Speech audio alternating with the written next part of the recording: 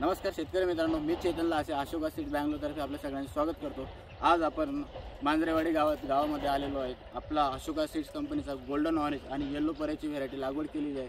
आपले शेतकरी बंधू आपल्या सोबत आहेत, तर आपण जाणून घेऊया त्यांना आपली व्हरायटी कशी वाटली आणि त्यांनी लागवड करून 2 ते 3 तोडे झालेले असतील, उत्पादन वगैरे किती निघालं त्यांना विचारू आणि त्यांच्याकडून ऐकून घेऊ। साहेब, आपलं नाव काय? मी रमेश मुरलीधर मुळे। रमेश मुरलीधर मुळे। गाव साहेब आपला? मांजरवाडी। आपल्याला व्हरायटीची लागवड केली आहे, कुठली व्हरायटी लागवड केली आहे? ही अशोका सीडची गोल्डन ऑरेंज म्हणून व्हरायटी आहे आणि पिवळ्यामध्ये येलोमध्ये अशोकाची येलो परी म्हणून व्हरायटी। अशोका सीडची गोल्डन ऑरेंज आणि येलो परी म्हणून व्हरायटी लागवड केलेली आहे। ही व्हरायटी आपण पहिल्यांदाच लागवड केलेली असेल आपल्या शेतामध्ये, तरी आपल्याला ह्या व्हरायटीबद्दल काय वाटतं? आता अशोका कंपनीच्या अशोका सीडच्या बाबतीत अशोकाची येलो परीचे प्लॉट मी प्रत्यक्ष डोळ्यांनी पाहिले होते, पण हे अशोका सीडने हे गोल्डन ऑरेंज म्हणून डेमो प्लॉट म्हणून मला आमचे सहकारी मित्र ओंकार थोरात यांनी डेमो प्लॉटच्या माध्यमातून ही रोपं मला दिली होती।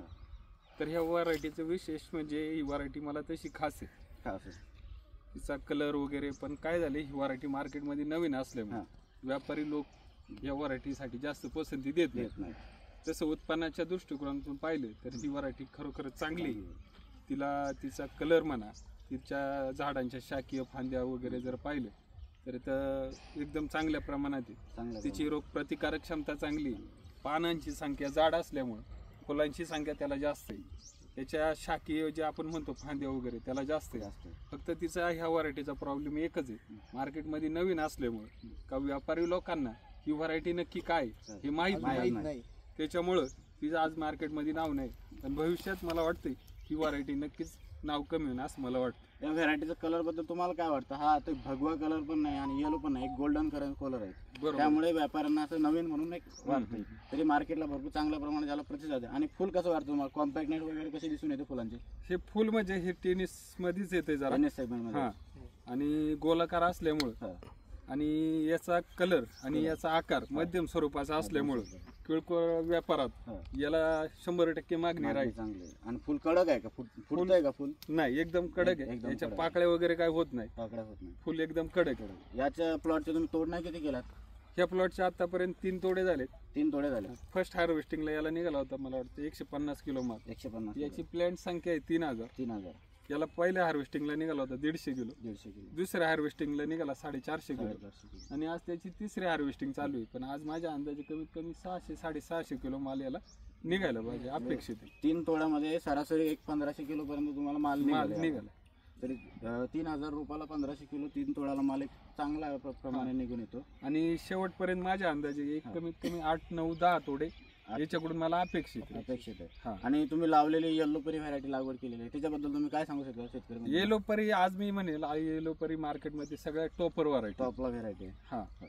मी आता मार्केटमध्ये बाकी व्हरायट्या पाहिल्या, केतकी येलो पाहिले, येलो एक्सप्रेस पाहिले, बाकी कंपन्यांना मी नाव ठेवत नाही किंवा पण त्या व्हरायट्यांपेक्षा आज उजवी व्हरायटी म्हणलं तर अशोका सीडची येलो परी, ती जेणेकरून ती मार्केटमध्ये आज टॉपलाच विकली जाते। आता कसं आहे, आता ही व्हरायटी तुम्ही हिवाळ्याच्या पिरियडला लागवड केलेली आहे, ही गोल्डन ऑरेंज किंवा येलो परी झाली, ही व्हरायटी तुम्ही आताच नाही तर उन्हाळ्याच्या एक टेम्परेचरच्या पिरियडला सुद्धा लागवड करू शकता। 45 डिग्री टेम्परेचरमध्ये सुद्धा आपण अशोकाचे, झेमारी, चेंडूचे चांगल्या प्रकारे प्लॉट घेतलेले आहेत। तरी तुम्हाला लागवड करायची असली पुढच्या सीझनला बाकी शेतकरी बंधूंना, तरी आपण त्यांना देऊ शकतो।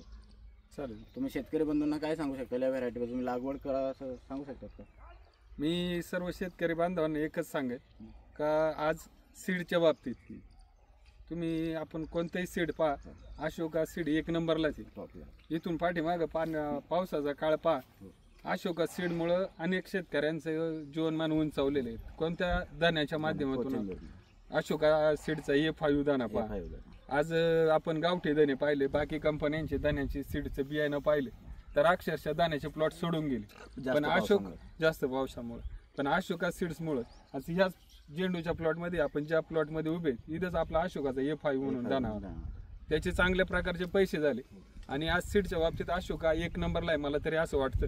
त्याच्यामुळे सर्व शेतकऱ्यांनी अशोका सीडच्याच व्हरायटीला पसंती द्यावी, मला वाटतं। ठीक आहे, चालेल, धन्यवाद। तो आपल्याला मनोगत घरांपर्यंत पोहोचवल्याबद्दल धन्यवाद।